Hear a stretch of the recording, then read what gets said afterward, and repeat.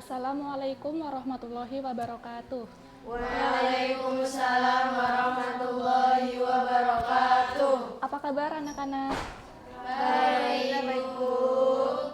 Ya, sebelum mulai pelajaran, marilah kita berdoa terlebih dahulu ya. Silakan ketua kelas untuk memulai. Berdoa mulai. Berdoa selesai. Alhamdulillah ya udah pada berdoa. Nah, sekarang masih pada semangat nggak? Masih, Bu. Masih? Nah, untuk nambah semangat ya, sekarang kita tepuk semangat dulu ya. Kalau ibu bilang tepuk semangat, kalian bilang semangat gitu ya. Siap, Bu. Tepuk semangat. Semangat.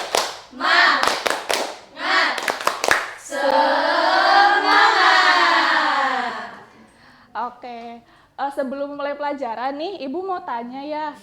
Menurut kalian, apa sih hal penting dalam hidup yang harus kita jaga? Kesehatan. Harta, Bu. Kesehatan. Bahagia, Bu. Ya, itu semua benar ya anak-anak. Nah, karena itu hari ini kita akan belajar mengenai hal-hal yang perlu kita jaga, atau kalau dalam Islam itu disebutnya al-kulliyatu al-khomsah. Jadi ada 5 hal yang wajib kita jaga. Nah, hari ini kita akan membahas itu. Kalian udah tahu belum apa itu al-kulliyatu al-khomsah? Belum, Bu. Jangan khawatir ya, hari ini kita sama-sama tahu ya, sama-sama belajar. Nah, al-kulliyatu al-khomsah adalah 5 prinsip dasar dalam hukum Islam, yang mana ini tuh sangat penting untuk kita jaga dalam kehidupan. Kenapa sih penting? Karena untuk menjaga kemaslahatan hidup kita, dan selain itu juga untuk menghindarkan kita dari keburukan. Nah, ada 5 prinsipnya. Bisa dilihat ya anak-anak. Yang pertama itu adalah menjaga agama atau hifdzu al-din. Lalu yang kedua adalah menjaga jiwa atau hifdzu al-nafas. Yang ketiga adalah menjaga akal atau hifdzu al-akal. Yang keempat adalah menjaga keturunan atau hifdzu al-nasl. Lalu yang terakhir ada menjaga harta atau hifdzu al-mal. Ya. Nah, dari ini kan kita udah belajar kan tadi. Ibu mau tanya nih dari kalian. Ada yang tahu tidak apa pengertian al-kulliyatu al-khomsah? Ya, karena ada yang ingin menjawab ya, 2 anak. Jadi ibu persilakan untuk kedua-duanya menjawab. Silakan Mila terlebih dahulu. Oke, al-kulliyatu al-khomsah adalah prinsip dasar dalam Islam, Bu. Ya, benar sekali. Silakan Lian. Lian, silakan. Al-Kulliyatu al-Khomsah adalah 5 prinsip dasar dalam Islam, Bu, untuk kemaslahatan umat. Nah, ya benar sekali. Udah pada tahu ya, jadi pengertian al-kulliyatu al-khomsah. Nah, sekarang ada yang bisa menyebutkan 2 saja dari 5 prinsip tersebut? Saya, Bu. Ya. Menjaga agama dan menjaga jiwa, Bu. Ya, benar. Yang lain ada nggak? Ya, silakan Lupi. Ada menjaga agama dan ada menjaga jiwa, Bu. Ya, betul. Jadi udah pada tahu ya semuanya? Iya, Bu. Kalau kayak gitu, apa kalian ada yang mau bertanya ke Ibu? Atau ke teman-teman? Aku, Bu. Ya. Kenapa sih, Bu, menjaga agama itu penting di dalam kehidupan? Wah, pertanyaannya bagus sekali ya, Amalia. Yang lain ada yang mau menjawab pertanyaan Aku, Bu. temannya? Ya, silakan Mau Dini. menjawab. Menjaga agama penting karena kita jadi tahu mana yang benar dan mana yang salah. Kita juga tahu bisa menjalankan ibadah terus hidupnya jadi teratur. Ya. Nah, itu ya anak-anak, menjaga agama itu sangat penting. Kenapa? Karena kita jadi tahu mana yang benar, mana yang salah. Kita jadi hidupnya juga teratur karena kita melakukan ibadah yang diulang-ulang setiap hari, maka kita menjadi teratur, menjadi disiplin, menjadi tepat waktu, gitu ya anak-anak. Nah, untuk yang lain ada yang mau bertanya lagi? Saya, Bu. Ya, silakan Ana. Apa akibatnya kalau kita tidak menjaga jiwa? Wah, bagus ya pertanyaannya. Yang lain ada yang menjawab? Enggak. Oke, Ibu akan menjawab ya. Jadi, kenapa kita penting menjaga jiwa? Karena kalau kita tidak menjaga jiwa, kita akan mudah stres. Nah, kalau kita akan mudah stres, iri dengki, apa-apa marahan gitu ya, emosian, hodop, itu akan membuat diri kita itu tersiksa. Jadi kayak sebenarnya tuh baik-baik saja, tapi kita tuh jadi karena pemikiran diri sendiri, jadi pusing sendiri gitu. Maka dari itu penting ya untuk menjaga kelima prinsip ini. Ada yang mau ditanyakan lagi? Cukup, Bu. Oke, karena kita sudah belajar hari ini, pesan Ibu, kalian harus menjaga al-kulliyatu al-khamsah tadi yang sudah kita pelajari, ya. Nah, karena pelajaran hari ini dibatasi oleh waktu, jadi kita cukupkan sampai di sini ya, anak-anak. Marilah kita membaca hamdalah. Alhamdulillahirabbil alamin. Silakan untuk ketua kelas menutup pembelajaran. Berdoa mulai. Berdoa selesai. Alhamdulillah ya anak-anak. Ibu akhiri, wassalamualaikum warahmatullahi wabarakatuh. Waalaikumsalam warahmatullahi wabarakatuh.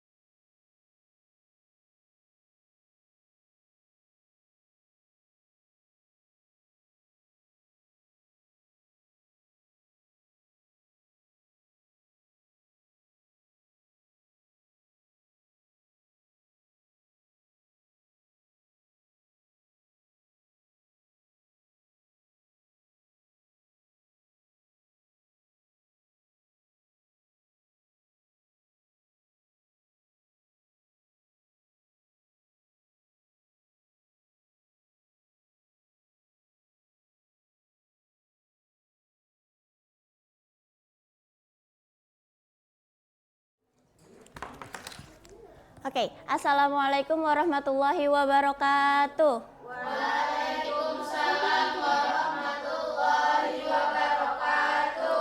Selamat pagi anak-anak. Pagi, Bu. Oke, sebelum mulai pembelajaran, mari kita memulai dengan membaca basmalah bersama. Bismillahirrahmanirrahim. Oke, hari ini sehat semua ya? Sehat. Ada yang tidak hadir? Tidak ada, Bu. Tidak ada. Oke. Untuk materi hari ini kita akan belajar tentang meyakini hari akhir, yang dimana saya harap kalian dapat menjelaskan pengertian hari akhir dan menyebutkan nama lain dari hari akhir. Oke, sebelum masuk ke pembelajaran, ada yang tahu hari akhir itu apa? Oke, betul. Jadi hari akhir itu adalah hari berakhirnya seluruh kehidupan di dunia dan dimulainya kehidupan di akhirat, yang dimana pada hari itu seluruh makhluk akan dibangkitkan kembali untuk mempertanggungjawabkan semua amal perbuatannya di dunia. Waktunya kita nggak tahu ya, hanya Allah yang tahu, karena tidak ada seorang pun tahu kapan datangnya hari kiamat tersebut. Nah, biasanya hari akhir itu disebut juga dengan Yaumul Kiamah. Nah, ini nama lainnya. Waktu di mana seluruh hal dan kehidupan yang ada di muka bumi akan berakhir. Ada lagi nama lain dari hari akhir, yaitu Yaumul Ba'ats, yaitu adalah hari dibangkitkannya seluruh manusia dari alam kubur setelah kematian. Ini juga sebagai bagian dari peristiwa hari kiamat. Nah, yang ketiga ada Yaumul Hisab, di mana hari tersebut adalah hari perhitungan amal perbuatan manusia di akhirat. Semua amal baik, amal buruk manusia akan diperhitungkan oleh Allah Subhanahu wa taala. Yang keempat, ada yang tahu yang keempat apa? Oke. Yang keempat ada Yaumul Mizan, di mana pada hari tersebut seluruh amal baik dan buruk yang dilakukan manusia selama hidup di dunia itu akan ditimbang.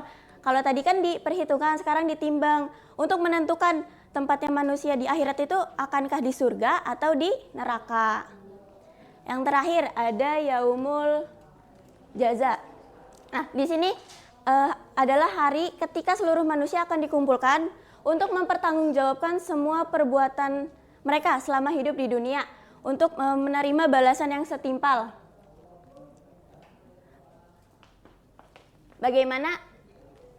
Tadi ada apa saja? Ingat?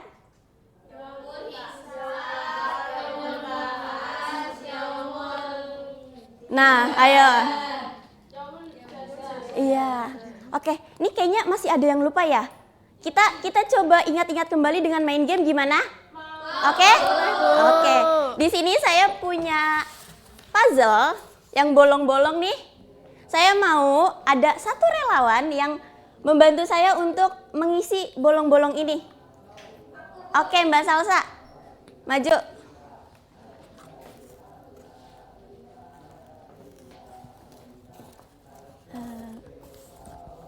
Tiga dong, coba nggak apa-apa.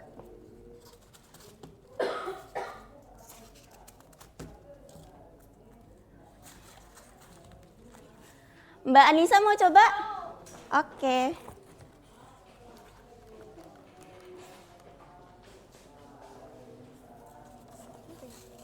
Ya.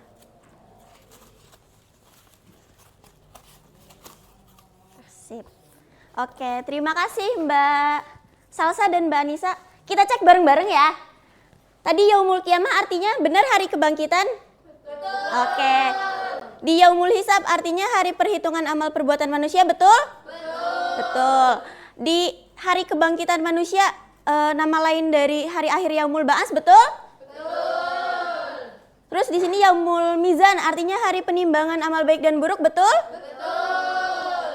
Yang terakhir ada Yaumul Jaza, artinya hari pembalasan sesuai amal yang telah dilakukan, betul? Betul. Oke, kasih tepuk tangan dulu dong karena betul semua. Oke, jadi hari akhir itu adalah peristiwa besar yang menandai berakhirnya kehidupan di dunia dan dimulai kehidupan akhirat. Nah, pada hari itu seluruh manusia akan dibangkitkan kembali, dihisap amalnya, terus juga ditimbang kebaikan dan keburukannya, lalu diberikan balasan yang setimpal. Di mana mengimani hari akhir itu mendorong kita untuk berbuat baik, terus juga menjauhi keburukan dan selalu siap mempertanggungjawabkan semua perbuatan di hadapan Allah Subhanahu wa Ta'ala yang telah diperbuat di dunia. Oke, ada yang ditanyakan sampai sini? Tidak ada. Oke, karena tidak ada, hari ini saya kasih bonus tidak ada PR. Oke? Saya mau kalian baca-baca kembali saja materinya. Mungkin cukup sekian pertemuan hari ini. Saya cukupkan. Wassalamualaikum warahmatullahi wabarakatuh. Waalaikumsalam warahmatullahi wabarakatuh.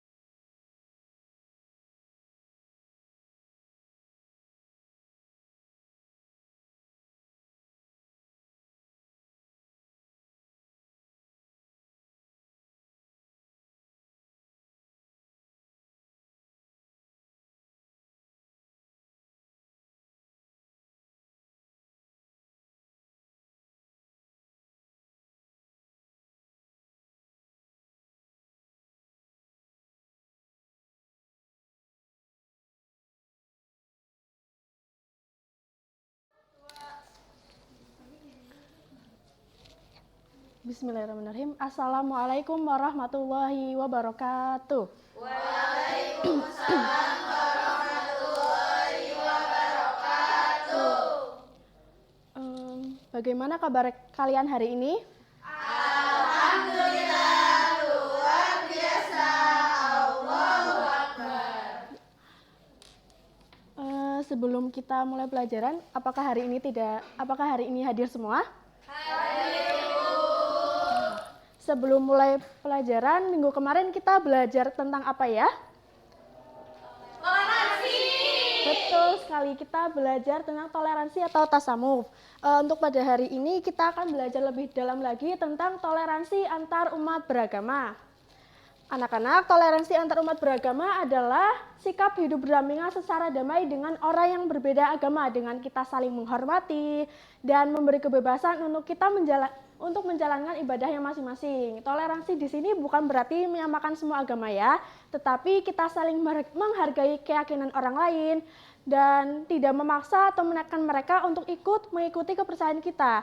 Dalam ajaran Islam, toleransi adalah dilakukan dalam aspek muamalah atau hubungan sosial, bukan dalam ranah akidah maupun ibadah. Artinya kita tidak mengikuti ibadah agama lain, tetapi kita menghargai dan hidup rukun bersama mereka. Nabi Muhammad SAW adalah teladan terbaik dalam hal akidah atau toleransi. Beliau tidak membedakan warna kulit, ras maupun suku atau bangsa. Bahkan dalam Al-Quran, Allah menyebutkan dalam surat Al-Kafirun ayat 6 yang berbunyi Bismillahirrahmanirrahim, lakum dinukum waliyadin, yang artinya untukmu agamamu dan untukku agamaku. Ayat ini menegaskan bahwa kita semua memiliki hak untuk meyakini dan menjalankan ibadah agama kita sesuai ajaran agamanya masing-masing. Islam tidak memaksa siapapun untuk memeluk agama Islam. Jadi sampai di sini apakah ada yang ingin ditanyakan? Ya, Intan? Jadi kalau beragama itu harus toleransi ya Ibu? Ya, betul sekali. Kita harus sesama orang harus toleransi meskipun berbeda agama. Jadi kenapa Islam tidak memaksa kita untuk masuk Islam? Karena tugas kita hanya menyampaikan kebenaran dengan baik, bukan dengan cara yang memaksa. Karena kalau seseorang masuk Islam dengan cara terpaksa, maka hatinya tidak akan tulus dan tidak akan diterima di sisi Allah. Bahkan dalam Quran surat Al-Baqarah ayat 256 menyebutkan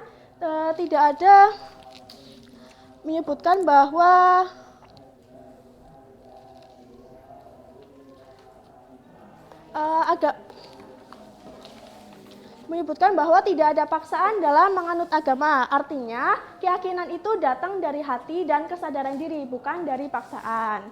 Sampai di sini ada yang ingin ditanyakan lagi? Belum? Tidak ada, Ibu. Baik, untuk sekarang Ibu akan membagikan 3 soal untuk mengukur sejauh mana kalian paham. Soalnya sudah ada di depan.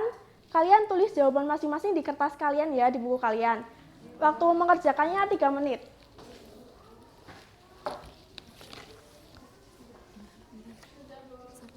Ya. Sudah selesai semua? Sudah. Ya. Ayo kumpulkan jawaban kalian.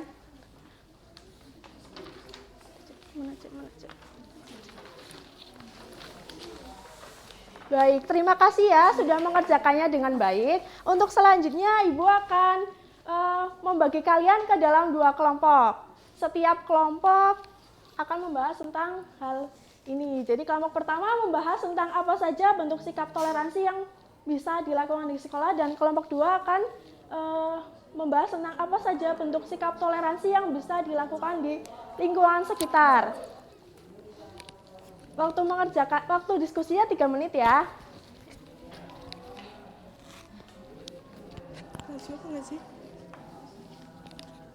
Anak-anak, waktunya sudah habis. Kalian sudah selesai berdiskusi?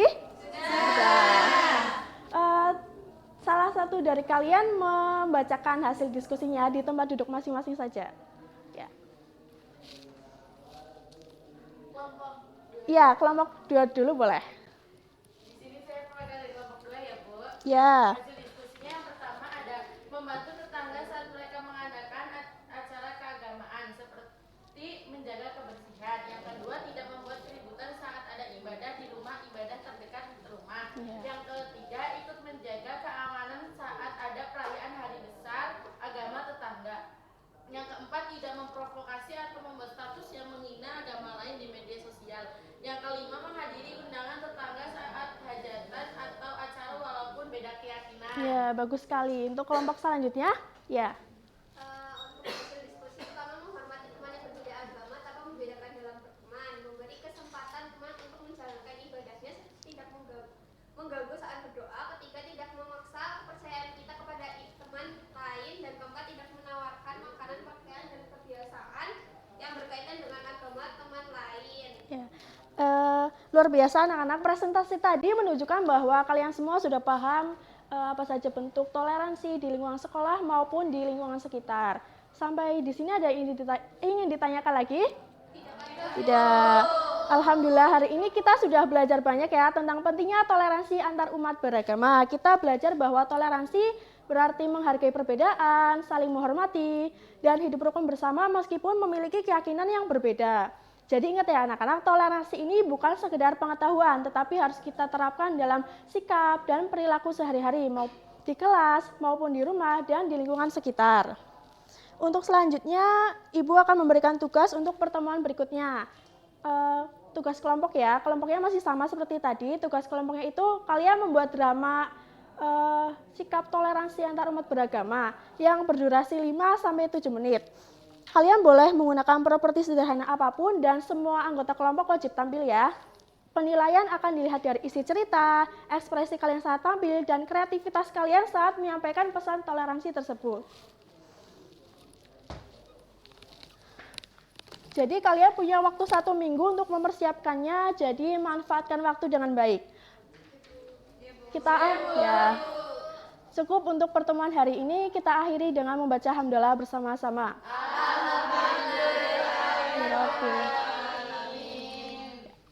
Wassalamualaikum warahmatullahi wabarakatuh. Waalaikumsalam warahmatullahi wabarakatuh.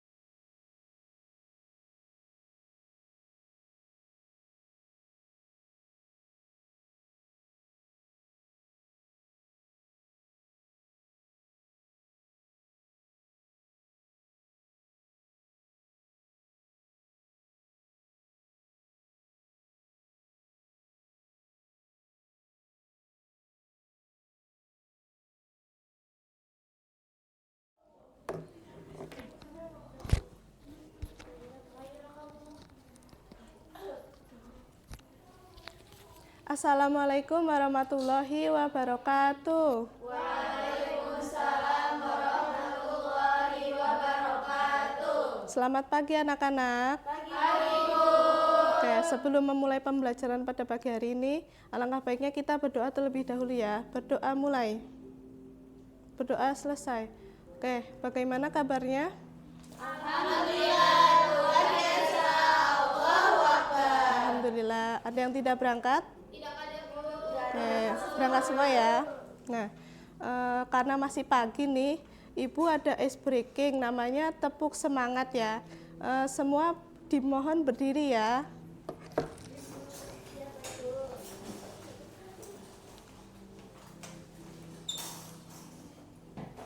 Oke, sudah mulai. Tepuk semangat. Semangat. Semangat. Oke. Sudah semangat anak-anak? Oke. Jika sudah, Ibu ingin bertanya nih, pernahkah kalian melihat seseorang yang pintar tapi tidak memamerkannya? Pernah ya.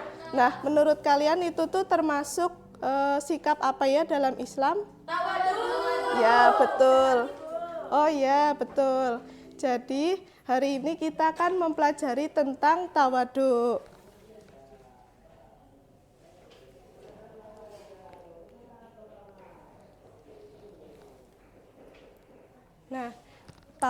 dengan tujuan pembelajaran. Yang pertama, kalian nantinya akan dapat menjelaskan pengertian tawaduk.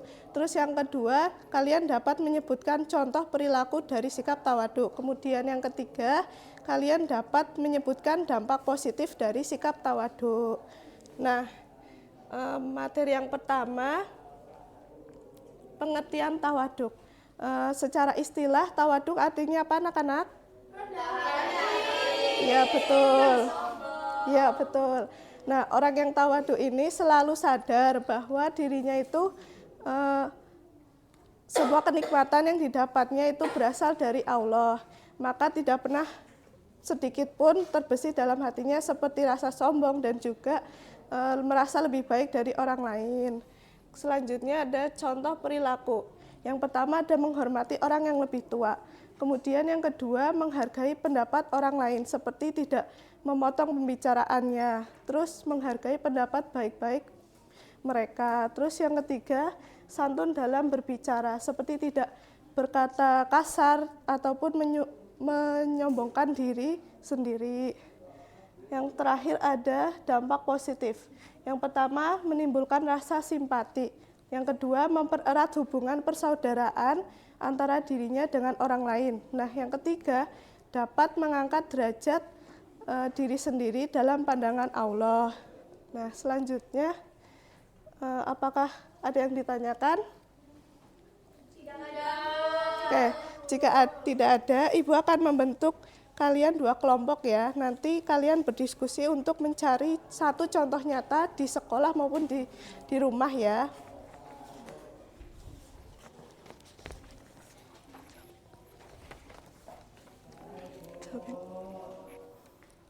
Oke, sudah selesai anak-anak? Sudah. Coba perwakilan dari kelompok maju satu-satu.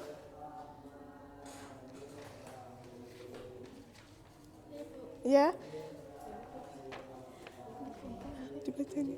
Oh iya, contoh sikap nyata di sekolah. Itu ada seorang siswa, namanya itu Rina, yang selalu mendapat peringkat pertama di kelas. Meskipun prestasinya tinggi, ia tidak pernah merasa lebih hebat dari teman-temannya. Gitu, Bu. Iya, betul. Tepuk tangan. Kemudian yang kedua,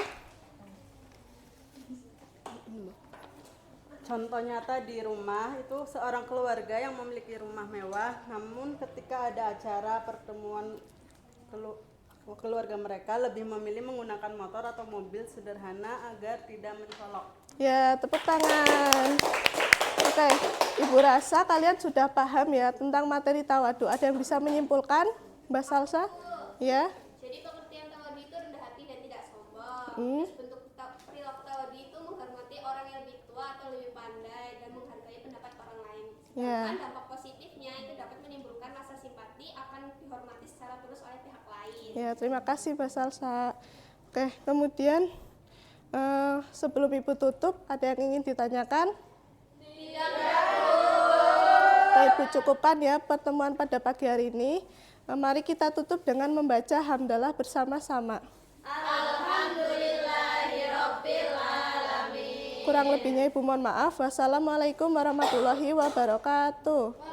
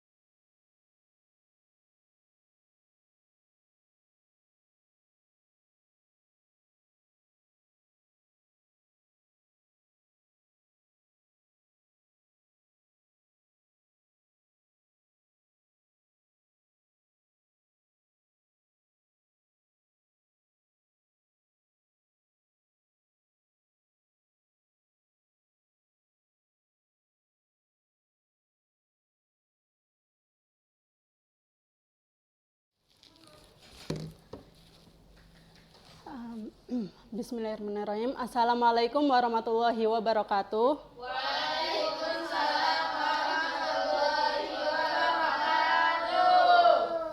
Bagaimana kabar kalian pada pagi hari ini?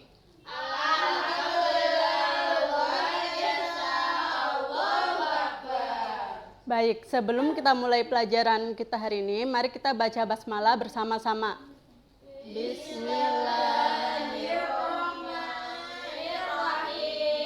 Baik, pada kesempatan hari ini kita akan belajar tentang kalimat syahadat. Ada yang tahu nggak apa itu kalimat syahadat?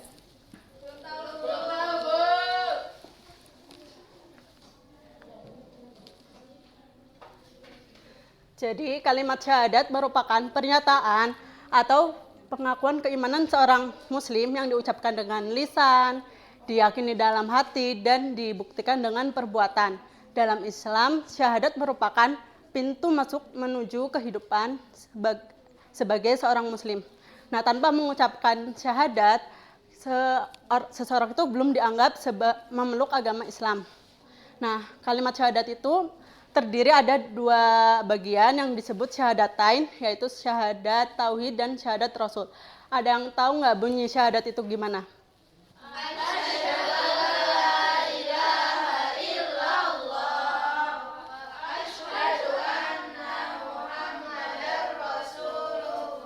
Nah, betul.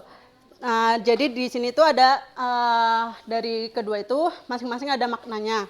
Nah, makna dari syahadat tauhid itu bahwa kita itu harus meyakini bahwa hanya Allah yang berhak disembah, tidak ada sekutu baginya. Nah, sedangkan syahadat Rasul itu berarti kita meyakini bahwa Nabi Muhammad itu adalah utusan Allah yang membawa petunjuk, kebenaran, dan wajib diikuti ajarannya.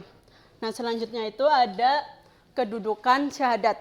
Nah, syahadat ini memiliki tiga kedudukan yang penting. Yang pertama itu merupakan rukun Islam yang pertama, yang kedua menjadi pintu gerbang masuknya seorang ke dalam Islam, dan yang terakhir itu menjadi landasan seluruh ibadah. Tanpa mengucapkan syahadat, ibadah kita tidak akan diterima oleh Allah. Terus ada syarat sahnya.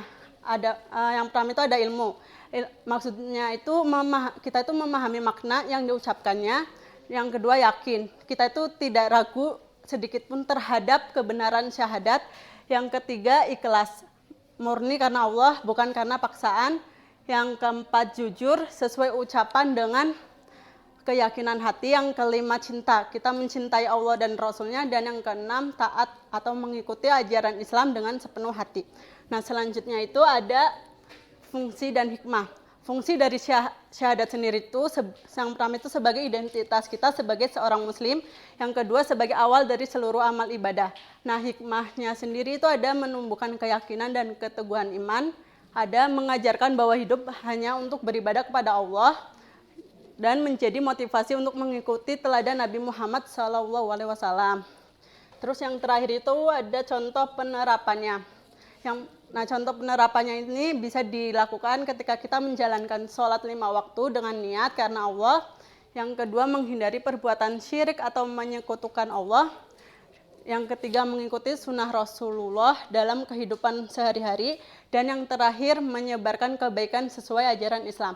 Nah, baik, mungkin ada yang mau bertanya tentang pelajaran kita hari ini?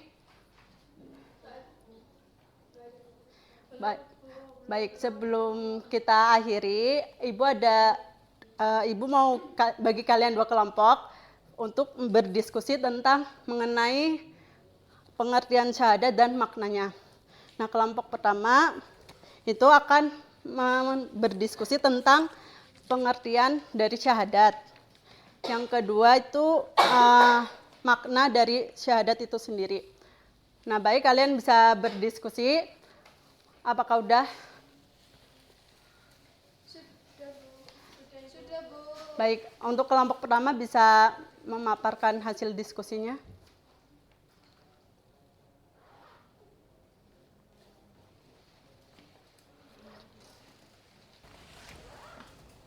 Baik, Yang pertama yaitu jelaskan pengertian dari kalimat syahadat. Kalimat syahadat adalah pernyataan atau pengakuan keimanan seorang muslim yang diucapkan dengan lisan, diyakini dalam hati, dan dibuktikan dengan perbuatan.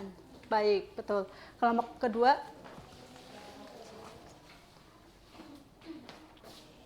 Oke, jadi makna dari kalimat syahadat yang pertama syahadat tauhid, berarti meyakini bahwa hanya Allah yang berhak disembah, tidak ada sekutu baginya. Yang kedua ada syahadat Rasul, berarti meyakini bahwa Nabi Muhammad SAW adalah utusan Allah yang membawa petunjuk kebenaran dan wajib diikuti ajarannya. Oke, tepuk tangan untuk kalian semua. Baik, sebelum Ibu mengakhiri juga, Ibu akan memberi kalian tugas individu di rumah. Kalian tulis kalimat syahadat beserta artinya di kertas folio. Nah, dikumpulin minggu depan. Baik, ada yang mau ditanyakan sebelum Ibu tutup? Baik, mungkin itu aja pelajaran kita hari ini. Mari kita akhiri dengan membaca hamdalah bersama-sama. Oke, baik ya, Ibu akhiri. Wassalamualaikum warahmatullahi wabarakatuh. Waalaikumsalam warahmatullahi wabarakatuh.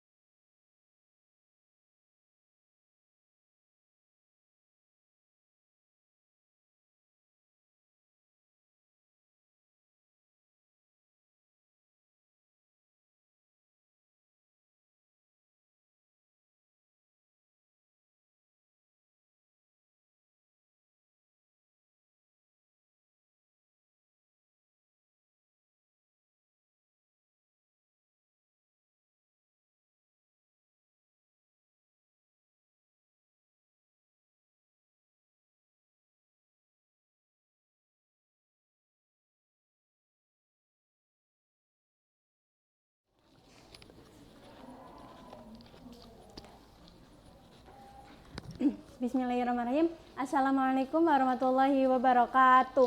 Waalaikumsalam warahmatullahi wabarakatuh.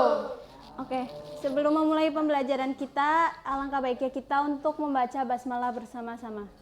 Bismillahirrahmanirrahim. Oke, selamat pagi anak-anak. Pagi, Bu. Gimana kabarnya? Alhamdulillah, luar biasa. Allahu Akbar. Oke, hari ini ada yang nggak berangkat? Tidak ada semua. Oke, sebelum memulai pembelajaran pagi hari ini, Ibu akan bertanya dulu ke kalian. Pernah nggak sih kalian ngerasain rasa sakit hati? Dan menurut kalian itu kenapa menyakiti perasaan itu lebih sakit daripada menerima pukulan? Ada yang bisa jawab? Aku, Iya, silakan Nisa. karena luka fisik bisa sembuh, tapi luka batin akibat perkataan kasar atau menyakitkan bisa membekas lama dan sulit hilang, Ibu. Oke, betul Nisa. Oke, sekarang kita akan mempelajari gimana caranya kita itu bisa menjaga lisan kita. Oke, yang pertama itu ada, apa sih itu adab? Nah, adab menjaga lisan dalam Islam adalah menjaga perkataan agar selalu baik, bermanfaat, dan sesuai dengan ajaran agama. Ini mencakup menghindari perkataan yang buruk, menyakitkan, dusta, dan sia-sia, serta membiasakan diri untuk berkata yang benar, jujur, dan santun. Menjaga lisan juga berarti memilih diam ketika tidak ada manfaat dari berbicara dan memperbanyak zikir serta doa untuk menjaga lisan agar tetap suci. Dalilnya yaitu pada surat Al-Isra ayat 53 yang berbunyi A'udzubillahi minasyaitonirrajim wa kulli ibadi yaqulul lati hiya ahsan inna syaitanu yanzaghu bainahum inna syaitana kana lil insani aduwwan mubina. Yang artinya, katakan kepada hamba-hambaku supaya mereka itu mengucapkan perkataan yang baik dan benar. Sesungguhnya setan itu selalu menimbulkan perselisihan di antara mereka. Sesungguhnya juga setan adalah musuh yang nyata bagi manusia. Nah, dari ayat ini aja sudah dianjurkan ya oleh Allah bahwasanya kita itu untuk berbicara yang baik, berbicara yang lembut, karena dengan berbicara yang lembut itu dapat melunakkan hati, sedangkan berbicara yang kasar atau berbicara yang kotor itu dapat membuat hati itu menjadi sakit bagi yang mendengarnya. Nah, Allah juga mengingatkan bahwasannya musuh abadi yang selalu mengganggu kita itu adalah setan. Jadi kita ngomong kasar, ngomong kotor, ngomong yang nggak baik itu tuh dari setan ya anak-anak. Oke. Kayaknya kalian tuh pada ngantuk ya, pada lemah, letih, dan lesu. Oke, sekarang Ibu ada ice breaking. Oke, sebelumnya Ibu dulu ya yang ngelakuin ice breaking dulu. Iya, Bu. Oke. Adab menjaga lisan, lisan orang beriman, berbicara yang baik, diam jika tak mampu, berbicara yang lembut, berbicara yang sopan, hindari perkataan buruk dan sia-sia, perbanyak zikir doa, Allah akan jaga kita. Ayo coba bareng-bareng anak-anak. Adab Menjaga lisan, lisan orang beriman, berkatalah yang baik, diam jika tak mampu, berbicara yang lembut, berbicara yang sopan, hindari perkataan buruk dan sia-sia, perbanyak zikir doa, Allah akan jaga kita. Sekarang kalian udah lebih semangat lagi dan udah nggak lemah, letih, lesu. Selanjutnya ada contoh adab menjaga lisan, yaitu yang pertama ada berbicara yang baik atau diam. Jadi kalau kita mau nggak bicara yang baik ya kita diem aja kayak gitu, daripada nyakitin hatinya orang lain. Terus menghindari gibah. Kemudian juga ada tidak berbicara dusta atau bohong. Jangan bohong apalagi sama orang tua ya. Anak-anak kayak kita bilangnya izin buat kerja kelompok, taunya pacaran kayak gitu. Itu kan nggak boleh, oke. Iya. Terus selanjutnya ada menjauhi perkataan yang kotor dan kasar. Terus habis itu yang terakhir ada menghindari perdebatan yang tidak bermanfaat. Jadi kalau kalian lagi debat nih sama temennya, itu jangan kayak ya udah diem aja kalau semisal udah memperkeruh suasana. Karena kalau semisal dilanjutin nanti malah jadi bikin permusuhan. Oke, itu tadi anak-anak materi kita pada hari ini. Jadi kesimpulannya menjaga adab menjaga lisan dalam Islam itu adalah menjaga perkataan agar selalu perkataannya itu baik, bermanfaat dan sesuai dengan ajaran agama. Menjaga lisan juga berarti memilih diam ketika tidak ada manfaat dari berbicara dan memperbanyak zikir serta doa untuk menjaga lisan agar tetap suci. Oke, itu sebelumnya ada yang mau bertanya atau belum? Oke, baik. Oke, mungkin itu saja yang dapat Ibu sampaikan. Kurang lebihnya mohon maaf ya. Sebelum kita tutup materi kita pada pagi hari ini, alangkah baiknya kita untuk membaca hamdalah bersama-sama. Alhamdulillahirabbil alamin. Wabillahi taufiq wal hidayah. Wassalamualaikum warahmatullahi wabarakatuh. Waalaikumsalam warahmatullahi wabarakatuh. Udah dipencet belum?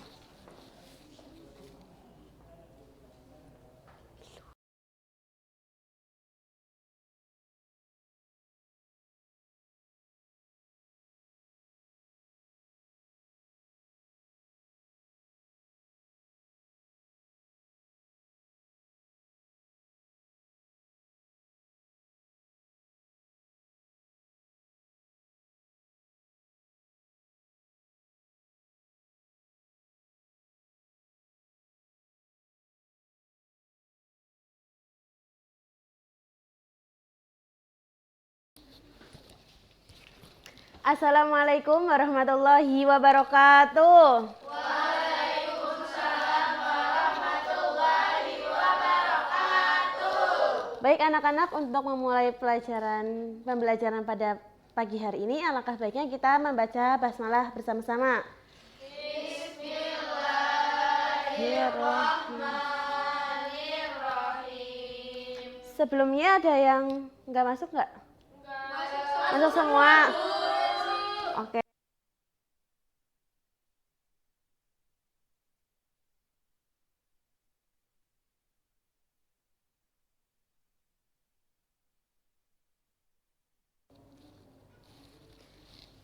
Sebelumnya kalian udah tahu belum? Hari ini kita akan belajar apa sih?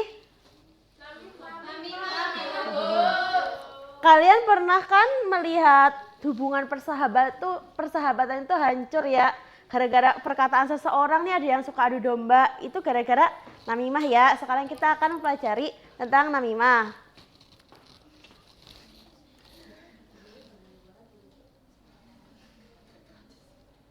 Nah, pengertian namimah yang pertama, secara istilah namimah itu adalah adu domba, yaitu menceritakan perkataan seseorang kepada orang yang menjadi bahan pembicaraannya. Namun bentuk adu domba itu tidak harus seperti itu. Tolak ukur adu domba adalah setiap perkara yang tidak disukai untuk diungkapkan. Baik yang tidak suka itu orang yang menjadi sumber berita atau orang yang diberitahu. Baik isi berita itu berupa ucapan, perbuatan, baik isi pembicaraan itu sebuah aib atau bukan. Jadi kayak adu dombanya itu ada bisa aib, bisa bukan aib ya. Terus yang kedua, ada macam-macam namimah. Macam-macam namimah di sini ada berapa? Ada dua. Yang pertama itu adu domba dengan lugas. Adu domba yang pertama itu dilakukan dengan mengadukan suatu berita atau aib yang terjadi pada seseorang kepada orang lain, sehingga orang tersebut itu menimbulkan syak. Syak itu prasangka terhadap orang yang dibicarakan, atau bisa jadi menimbulkan kebencian terhadap orang yang dibicarakan. Yang kedua itu ada adu domba dengan isyarat. Mengadu domba tidak hanya dilakukan dengan menggunakan bahasa atau mulut ya, namun juga dapat dilakukan dengan bahasa tubuh atau gerakan anggota seperti tangan, terus jari, terus kayak bibir, terus alis kayak gini loh, alisnya goyang-goyang kayak gitu ya. Terus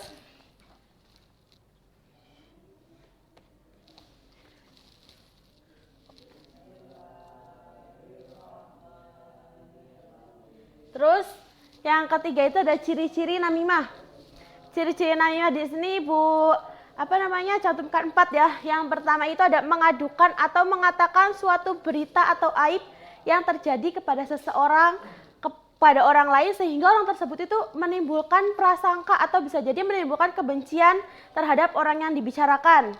Yang kedua, ciri-ciri namimah itu ada memprovokasi maupun menghasut pihak tertentu, sehingga itu muncul konflik antara satu sama lain ya, antara pihak yang dibicarakan dengan pihak yang diajak berbicara. Yang ketiga itu beritanya itu merupakan berita yang diada-adakan, bisa juga benar terus dilebih-lebihin, terus dibumbui dengan kata-kata yang mengadu-ngadukan lah, biar si orang itu tuh yang diajak ngomong tuh benci loh ke orang yang jadi bahan pembicaraan.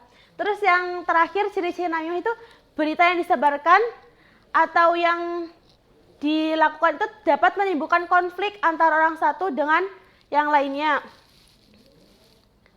Terus dampak negatifnya dari namimah itu, yang pertama itu pastinya dosa besar ya di sisi Allah, karena namimah itu jelas dilarang di dalam Al-Quran dan di dalam hadis. Yang kedua itu hati kita tuh menjadi keras dan jauh dari sifat jujur, soalnya bohong sih terus juga dilebih-lebihin perkataannya. Terus yang ketiga itu hilangnya kepercayaan orang lain karena dikenal dengan sebagai penyebar fitnah.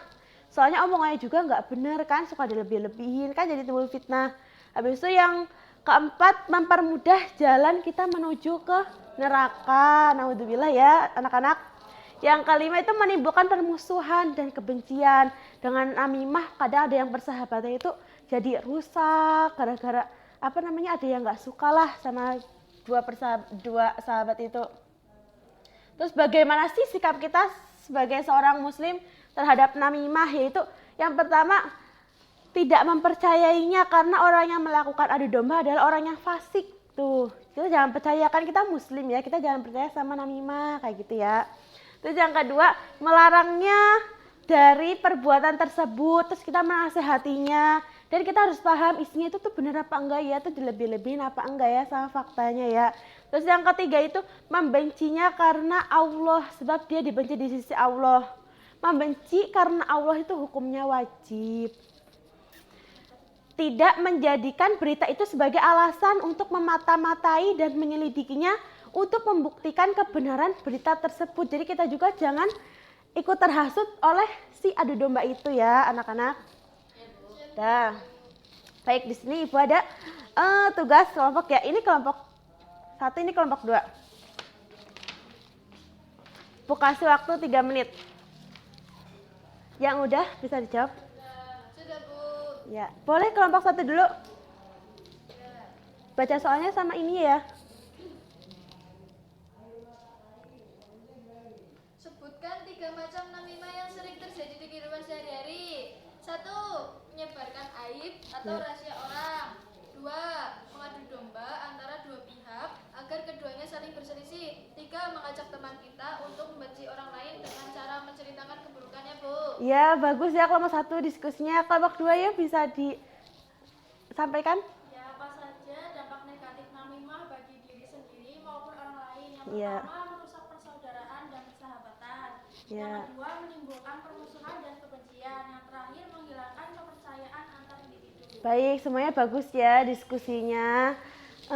Ibu harap kalian mengerti dari materi pada pagi hari ini. Karena waktunya sudah habis ya pada pelajaran pagi hari ini. Alangkah baiknya kita tutup pembelajaran pada pagi hari ini dengan baca hamdalah bersama-sama.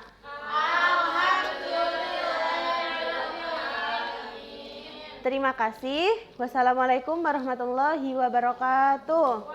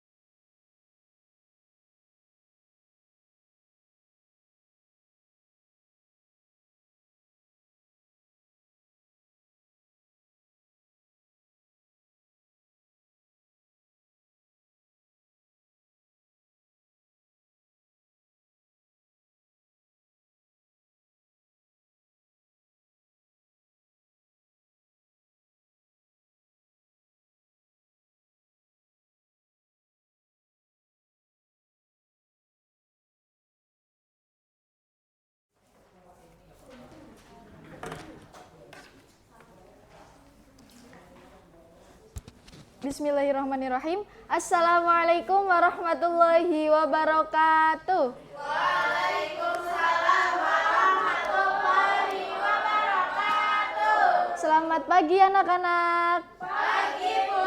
Gimana kabarnya kalian hari ini? Alhamdulillah. Luar biasa. Allahu Akbar. Alhamdulillah, berarti hari ini kita sehat semua ya. Ada yang nggak berangkat? Berangkat semua, Bu. Berangkat semua, alhamdulillah. Jadi sebelum mulai pembelajaran, alangkah baiknya kita membuka pembelajaran dengan membaca basmalah bersama ya. Yuk. Bismillahirrahmanirrahim. Jadi sebelum mulai pelajaran, Ibu ingin mengulas materi sebelumnya terlebih dahulu. Ada yang ingat? Pertemuan kemarin kita bahas apa? Bagus. Ada berapa khulafaur rasyidin? 4. Siapa aja? Umar. Betul semua anak-anak. Kemarin kita membahas pengertian sama Khulafaur Rasyidin itu siapa aja? Pertemuan kali ini kita mau membahas prestasi-prestasi yang dicapai oleh Khulafaur Rasyidin. Di sini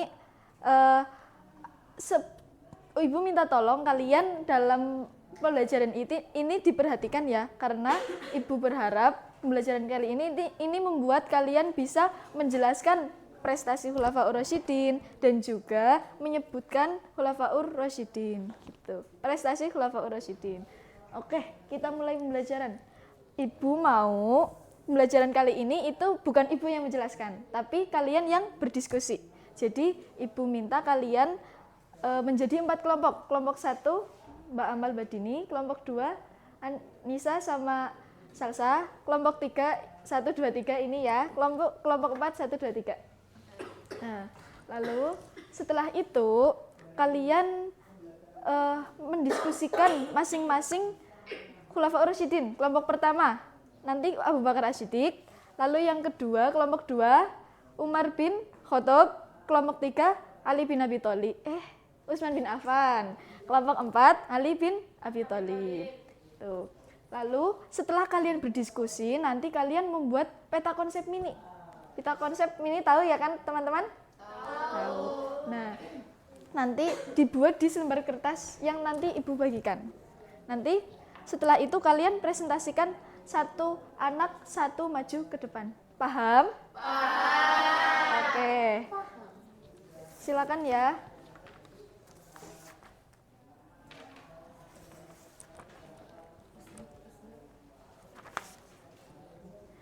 Silakan kalian berdiskusi dengan kelompok masing-masing. Paham ya? Paham, Bu. Oh ya. Ya, nanti ya yang ini. Oke, Bu. Gimana? Paham Bu, paham. Oke. Kelompok 4. Udah, Bu. Aman? Aman. Aman. Oke. Karena waktunya udah selesai, sekarang tinggal kalian presentasi. Dari kelompok 1 silakan maju perwakilan kelompok 1. Silakan.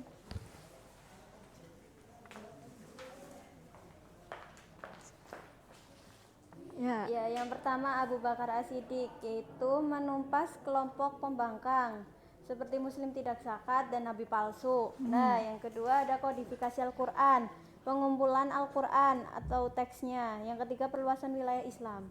Tuh, ada 3 ya, ingat teman-teman. Terima kasih, tepuk tangan untuk kelompok 1. Boleh dilihatin tadi mind map-nya, peta konsepnya ini ya teman-teman. Bagus bukan? Bagus. Lalu kelompok 2 silakan.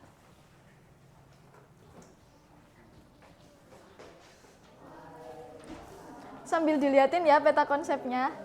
Ya, ini Nah. peta konsep saya, guys. Bagus. Umar bin Khattab. Bagus dong, kan akan bikin.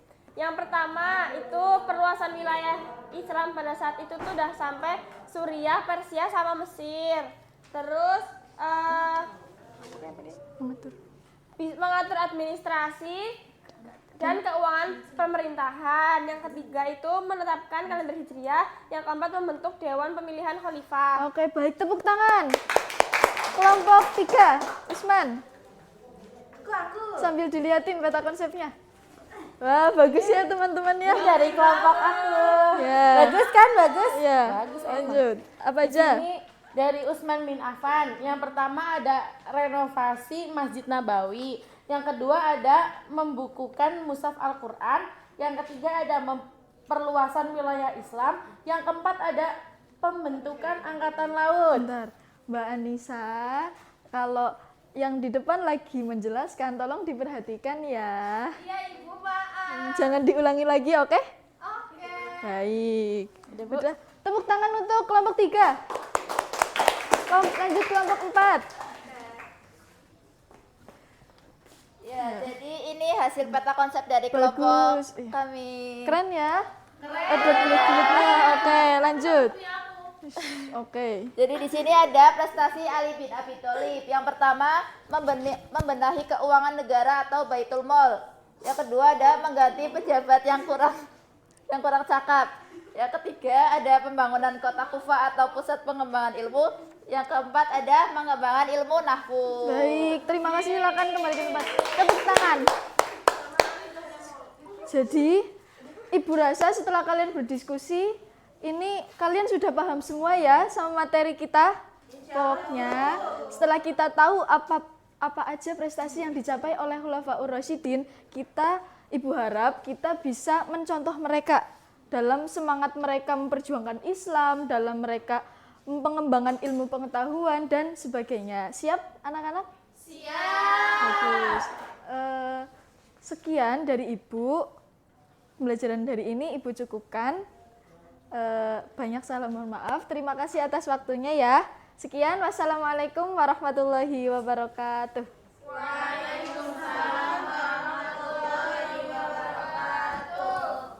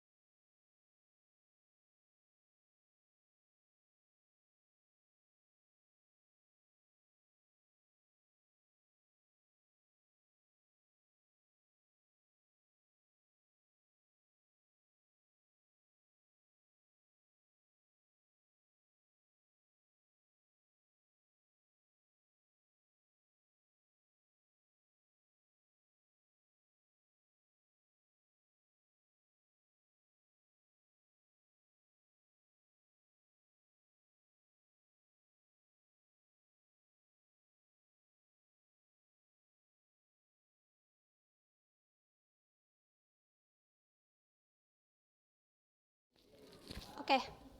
Bismillah. Assalamualaikum warahmatullahi wabarakatuh. Waalaikumsalam warahmatullahi wabarakatuh. Selamat pagi anak-anak. Pagi, Bu. Gimana kabarnya hari ini? Alhamdulillah. Luar biasa. Allahu Akbar.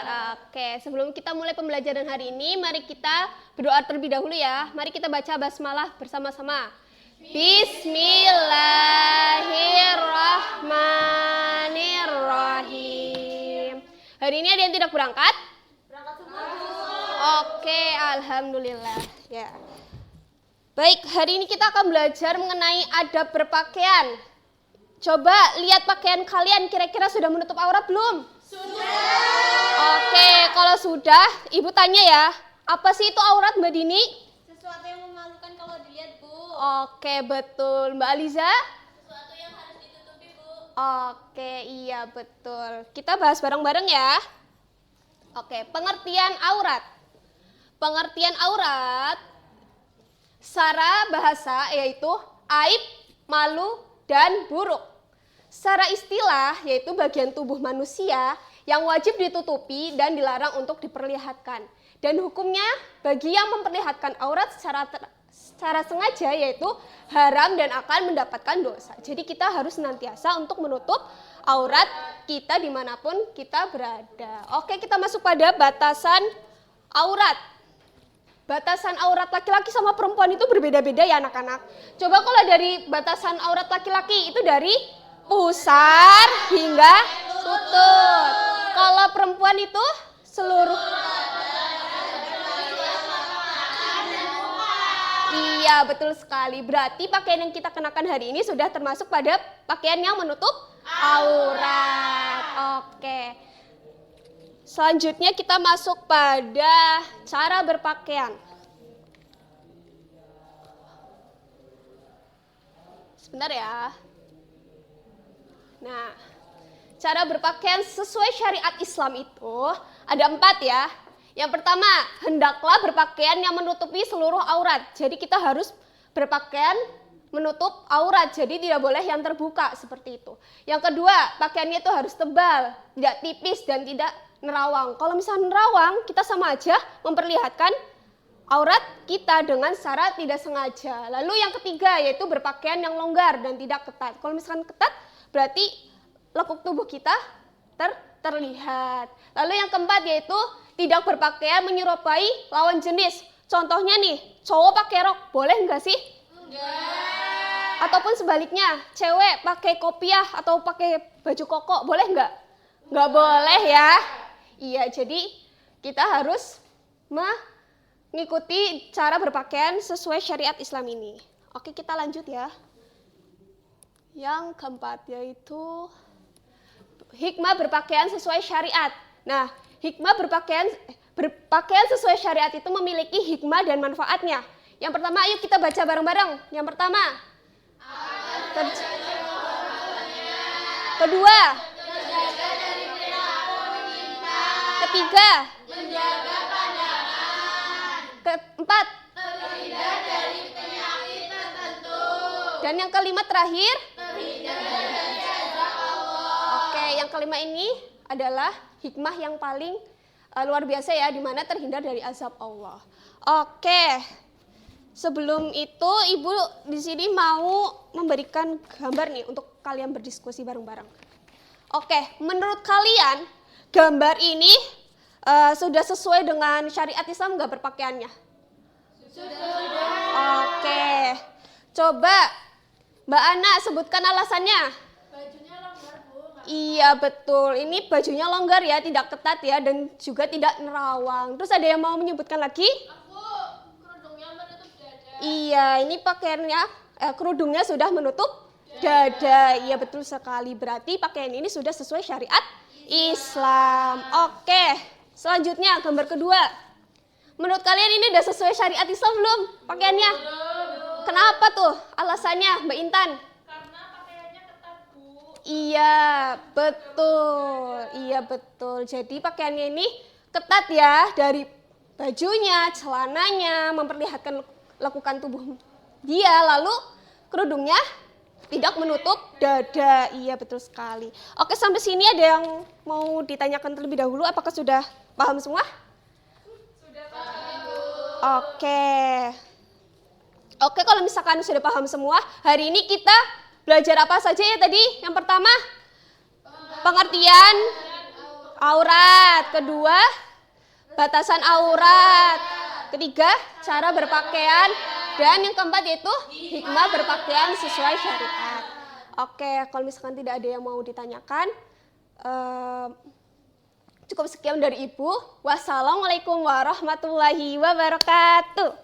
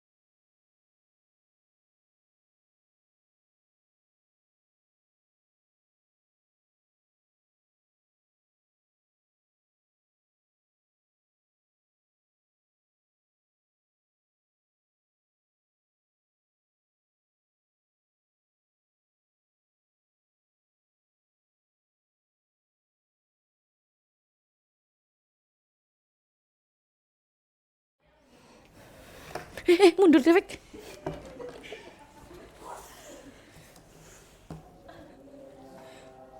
Assalamualaikum warahmatullahi wabarakatuh. Waalaikumsalam warahmatullahi wabarakatuh. Bagaimana kabarnya hari ini? Alhamdulillah, luar biasa. Allahu Akbar. Hari ini ada yang nggak berangkat? Hadir semua, Ibu.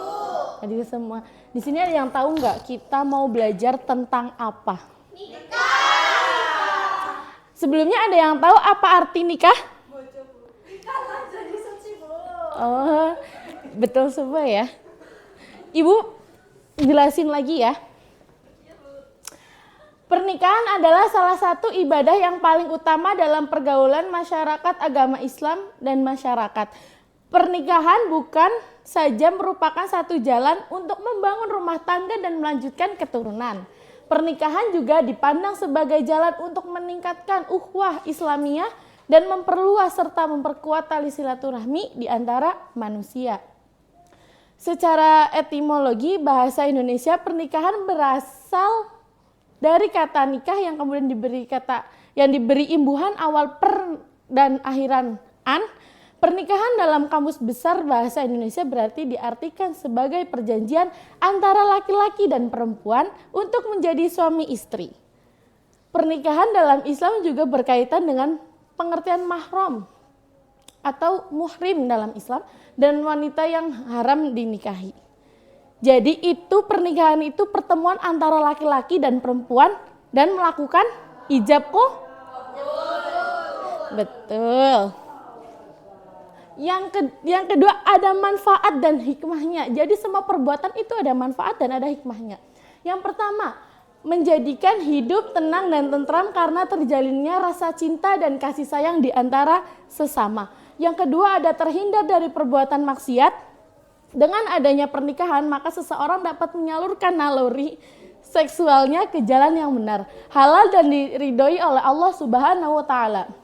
Rasulullah bersabda, "Wahai para pemuda, siapa yang sudah mempunyai kesempatan untuk menikah, maka nikahlah. Karena nikah itu lebih dapat memelihara pandangan dan memelihara kemaluan." Yang ketiga ada nikah merupakan jalan terbaik untuk menciptakan keturunan yang baik dan mulia sekaligus merupakan upaya menjaga kelangsungan hidup sesuai dengan ajaran agama. Selanjutnya ada nikah dapat mendorong seseorang terutama laki-laki untuk bersungguh-sungguh dalam mencari rezeki yang banyak dan halal. Sebab laki-laki yang harus bertanggung jawab terhadap istri dan anak-anaknya, baik yang berkaitan dengan jasmani maupun rohani mereka. Yang kelima ada memperluas persaudaraan pernikahan dalam arti luas, tidak hanya menyatukan dan memperluas kekerabatan di antara dua keluarga besar yaitu keluarga laki-laki dan keluarga perempuan.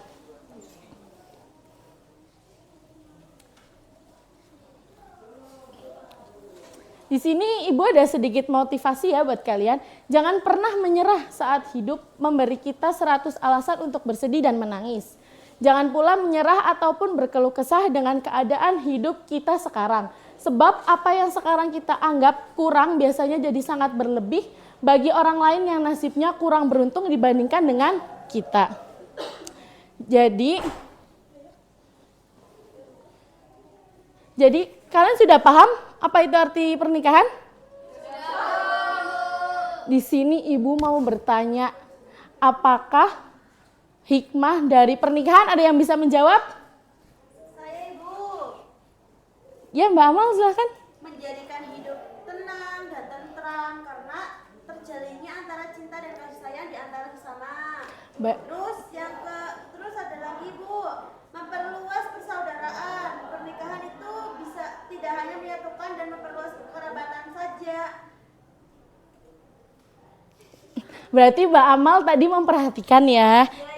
Ini Ibu kasih reward buat Mbak Amal. Soalnya ada yang bisa menjawab lagi? Silakan Mbak Ana.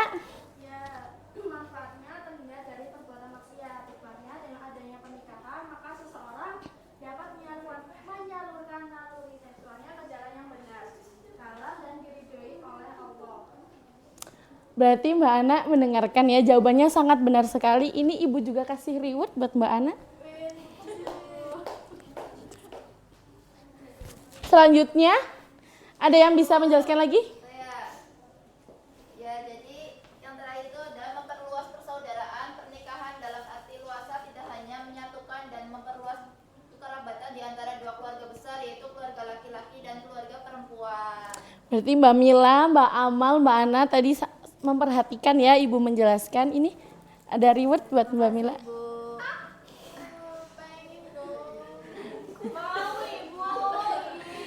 Apakah ada pertanyaan anak-anak? Iya, berarti besok kalian harus memperhatikan juga. Jangan berdiskusi sendiri. Ada yang ditanyakan? Cukup? Gimana Mbak? Itu besok ya, minggu berikutnya ya. Sekian dari Ibu. Wassalamualaikum warahmatullahi wabarakatuh.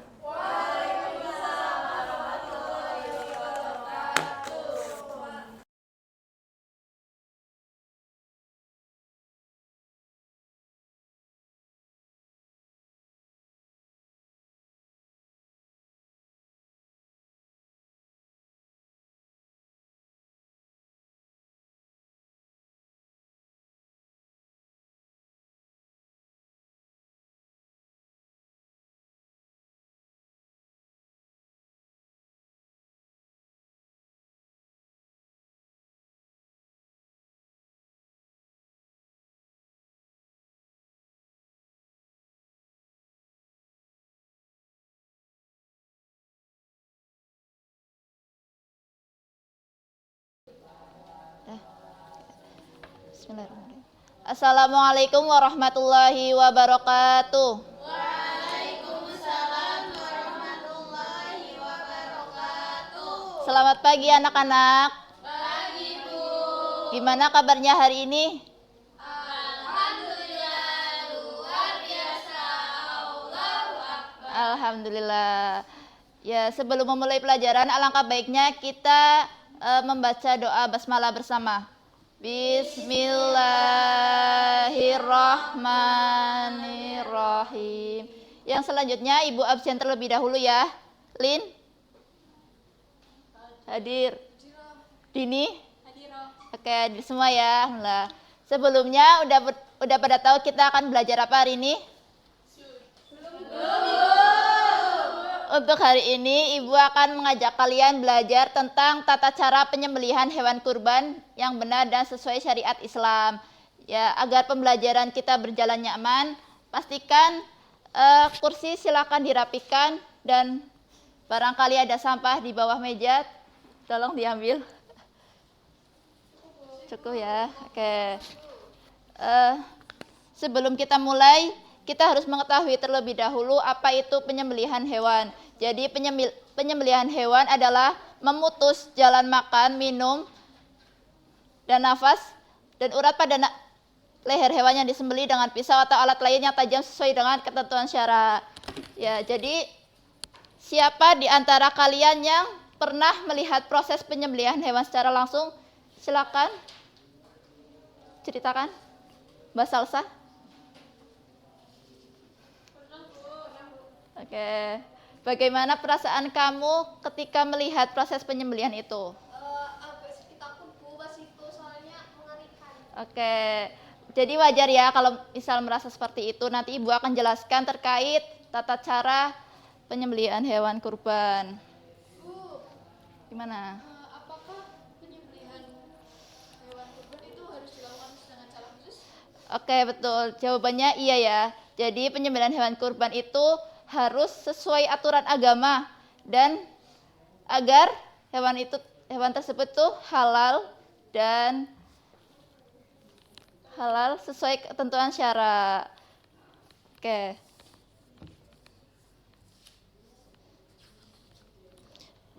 Baik, sebelum membahas terkait tata cara, Ibu akan menjelaskan terlebih dahulu ketentuan-ketentuan bagi orang yang menyembelih dan hewannya akan disembelih. Jadi ketentuan orang yang akan menyembelih itu harus yang pertama ada beragama Islam, yang kedua balik dan berakal, yang ketiga menyembelih dengan sengaja, dan yang terakhir ada yang keempat ada apa? Ya, membaca basmalah. Dan untuk hewan yang akan disembelih itu yang pertama hewan tersebut dalam keadaan hidup, dan yang terakhir ada hewan tersebut termasuk hewan yang halal. Oke. Ya, setelah mengetahui ketentuan orang yang menyembelih dan hewannya akan disembelih, Ibu akan jelaskan terkait tata cara penyembelihan hewan kurban. Yang pertama,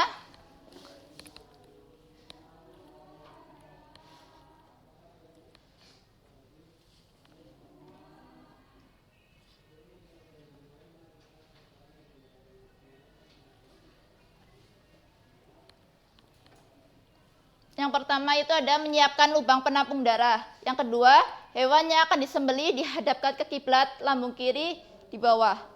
Ada yang ditanyakan terkait tata cara yang kedua? Kenapa harus menghadap kiblat, Bu? Ya, itu termasuk sunnah ya. Jadi seperti kita saat melakukan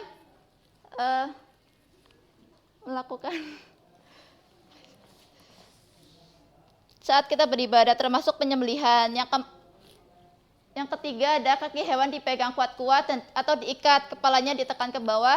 Yang keempat, leher hewan diletakkan di atas lubang penampung darah yang sudah disiapkan. Yang kelima ada berniat menyembelih. Yang keenam ada membaca basmalah, sholawat nabi dan takbir. Dan yang terakhir, arahkan pisau atau alat menyembelih pada bagian leher hewan. Jadi sembelihlah sampai terputus tenggorokan, saluran makanan, dan urat lehernya. Oke. Apakah ada yang masih bingung terkait ketentuan dan tata cara yang sudah Ibu jelaskan? Kenapa alatnya harus tadi Oke, kenapa harus tajam ya? Jadi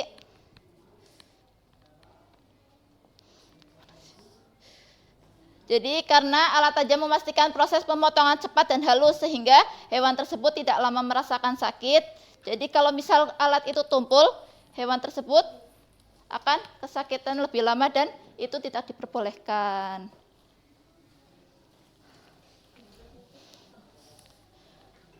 Oke, untuk Mbak Rosa dan Mbak Lupi jangan mengobrol sendiri ya. Ya, Bu. Dengarkan saat Ibu menjelaskan agar bisa dipahami materinya terkait. Oke. Sampai di sini apakah ada yang ingin ditanyakan lagi? Cukup. Oke.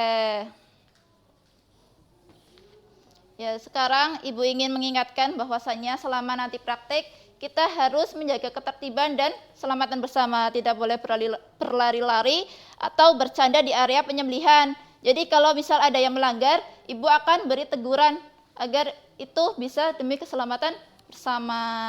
Ya, jika ada yang merasa bingung atau kesulitan selama proses pembelajaran, jadi kalian bisa angkat tangan atau bertanya, sampaikan supaya Ibu bisa bantu. Kita saling membantu agar semua bisa lebih paham. Nggak ada ya? Oke, cukup. Di sini Ibu ada pesan bahwasanya ingatlah bahwa penyembelihan yang benar tidak hanya soal teknik, tetapi juga pengamalan nilai-nilai agama dan menjaga etika. Dengan begitu, ibadah kurban yang kalian lakukan itu mendapat pahala yang maksimal. Oke, dengan itu kita tutup pembelajaran hari ini dengan membaca hamdalah bersama. Alhamdulillahirabbil alamin. Terima kasih atas perhatian kalian dan partisipasi kalian yang aktif. Wassalamualaikum warahmatullahi wabarakatuh.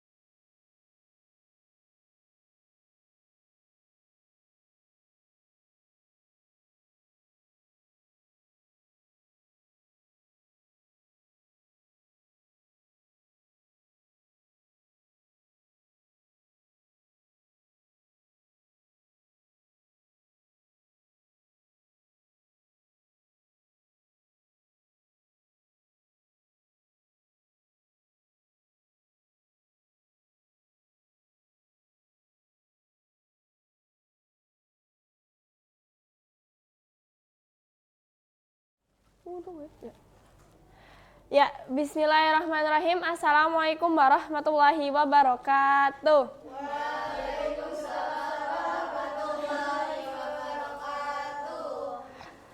Bagaimana kabarnya anak-anak? Alhamdulillah, luar biasa.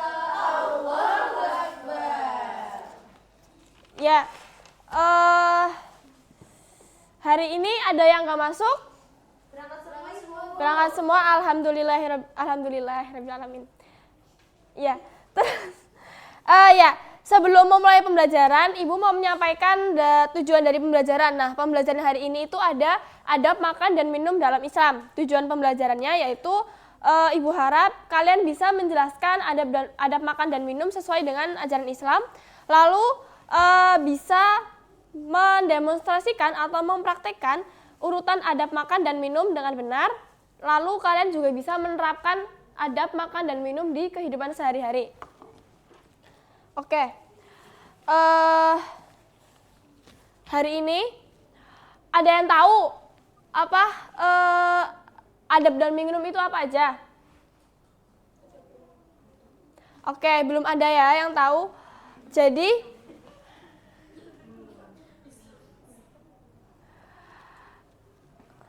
adab makan dan minum itu adab makan dan minum itu dibagi jadi tiga langkah penting dalam adab dan makan dan minum. Yang pertama itu sebelum makan, saat makan dan minum, dan Betul. Jadi yang selanjutnya yaitu adab sebelum makan. Sebelum makan kita itu harus mencuci tangan agar kuman dan makananmu itu sehat. Jadi kebersihan itu penting. Kebersihan kan termasuk dari sebagian dari iman. Lalu membaca bismillah dan membaca doa makan. Ada yang tahu doa makan? Aku tahu. Coba Mbak Amal. Bismillahirrahmanirrahim. Allahumma barik lana fi ma razaqtana wa qina adzabannar. Betul. Nah, setelah itu duduk rapi. Jadi kalian makan sama minum tuh jangan sambil tiduran, jangan sambil kayang, itu gak baik ya teman-teman semua.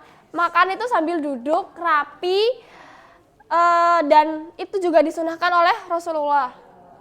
Lalu ada adab saat makan dan minum. Nah, saat kita makan itu kita juga harus memperhatikan tata krama yang Rasulullah sudah jelaskan. Nah, dengan kita memperhatikan tata krama, itu menunjukkan kita itu anak yang sopan dan berakhlak mulia. Lalu, nah, yang pertama adab saat makan itu menggunakan tangan ambil yang terdekat. Kalian makan gitu ya. Jangan kalian makan terus mau ngambil kepiting tapi jauh di sana. Pas kayak gini, itu nggak sopan. Kalau memang mau ambil yang posisinya jauh dari kita, itu minta tolong orang yang terdekat, tolong ambilkan. Gitu. Jangan kita tiba-tiba nyelonong. Tuh nggak baik ya teman-teman semua. Nah, terus jangan meniup makanan atau minuman yang panas. Siapa yang masih suka niupin makanan? Lupi. Nggak boleh ya Mbak Lupi. Nah, sabar sebentar, tunggu dingin atau digerakin atau pakai kipas boleh. Karena kalau kita niup makanan itu, kuman dari mulutnya kita itu ke makanan, masuk ke makanan. Nah, berarti kita makan kuman. Mau makan kuman? Iya. Nah, selanjutnya saat makan itu tidak boleh mencela makanan. Kalau nggak suka sama makanan itu diem aja, ya. Karena makanan itu rezeki dari Allah. Mau menurut kalian nggak doyan apapun, kalian nggak boleh mencela makanan. Rasulullah itu ada suatu kisah, Rasulullah pernah disandingkan makanan, tapi beliau tidak suka dan beliau hanya diam, tidak mencela, kok ini nggak enak, nggak boleh ya kayak gitu teman-teman. Terus makan secukupnya saja, jangan berlebihan. Nah, adab setelah makan dan minum. Setelah makan kita harus membersihkan tangan, bersihkan sisa makanan, membaca doa setelah makan, alhamdulillahirrabbilalamin. Itu cukup, gak apa-apa segitu kalau kalian gak tahu selanjutnya. Terus cuci tangan dan cuci mulut, gosok gigi, gitu. Oke teman-teman? Nah, selanjutnya Ibu mau ngasih kalian tugas kelompok, oke? Tugas kelompok Ibu akan bagi jadi 2 kelompok ya teman-teman.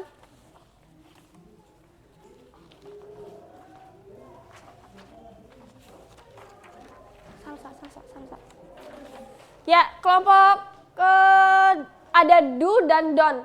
Jadi nanti kalian maju untuk menyampaikan sesuai instruksi. Silahkan, siapa yang mau maju duluan? Ya, silahkan Mbak Salsa.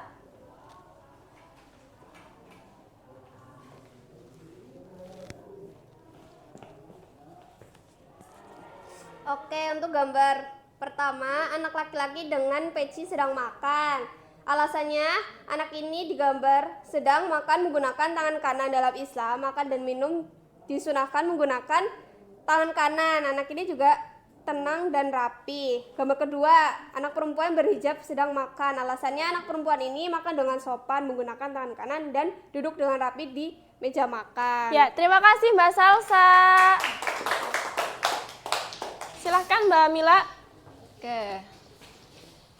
Yang gambar pertama itu anak laki-laki memegang piring dan makan sambil berdiri. Alasannya anak ini makan sambil berdiri. Adab makan yang benar dalam Islam adalah dengan cara duduk. Yang kedua, seseorang makan dengan sangat berlebihan hingga tumpah. Alasannya orang ini makan dengan porsi yang sangat besar dan tidak teratur. Ya, terima kasih Mbak Mila. Alhamdulillah. Ya, itu pembelajaran hari ini. Ibu harap kalian bisa menerapkan hal-hal yang seharusnya kita lakukan saat makan dan menjauhi dan meninggalkan hal-hal yang nggak seharusnya kita lakukan seperti meniup, makan berlebihan. terus tidak rapi saat makan, seperti itu ya teman-teman semua. Ada yang mau ditanyakan? Cukup jelas ya teman-teman semua? Alhamdulillah. Ya, mungkin sekian dari Ibu pembelajarannya. Diingat, jangan makan, jauhi hal-hal yang nggak boleh kita lakukan, makan sambil berdiri, makan diminum, makan ditiup ya teman-teman semua. Ya, sekian dari Ibu. Wassalamualaikum warahmatullahi wabarakatuh.